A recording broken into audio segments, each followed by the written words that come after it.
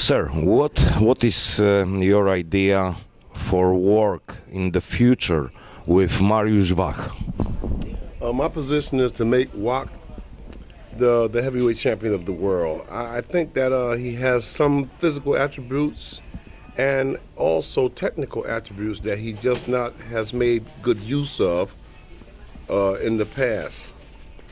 My position is to come in and correct those things. And this time next year, 2016, he should be in the thick of it in the heavyweight division. I think that I can take him back to the position that he formerly held as the number 3, the number 2, the number 1 contenders, and that's my position. I understand. Do you see last fight, 2 fights, Mariusz, when come back from Kliczko? I saw the fight with Travis Walker, and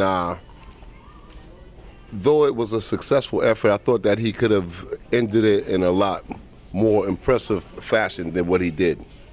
And sir, what do you like to change in technically, in the Mariusz fights? In his, I'd like to see him fight like a big guy. In the past, he seems to be boxing like a small guy. I'd like to see him box as a big guy, and I'd like to see him use his jab much more than what he has been using it.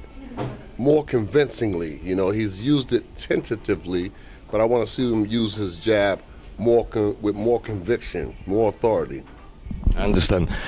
Tell me a couple words about Kliczko and Walker. How do you see the fights? How many rounds? I know you're the expert. Kliczko and Wilder hasn't been made yet. Wilder has to beat Stavern, and then perhaps the fight will be made. But Wilder is a threat. He's a big guy that can punch, and he's a threat to any heavyweight in the world.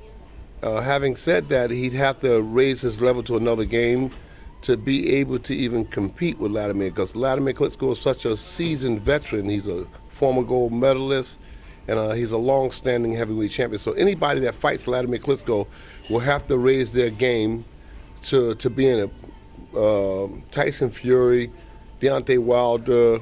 All of these guys are threats because they're young, hungry guys, and they have skills.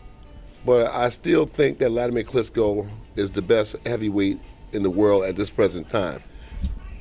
I think that Wachu can beat Wilder. I think that Wachu can beat practically every heavyweight out there. I don't think that there's too many heavyweights that can contend with him. When I finish with him, he'll be a much sharper boxer than he's ever been. And that's not talk, you'll see it in his work ethic.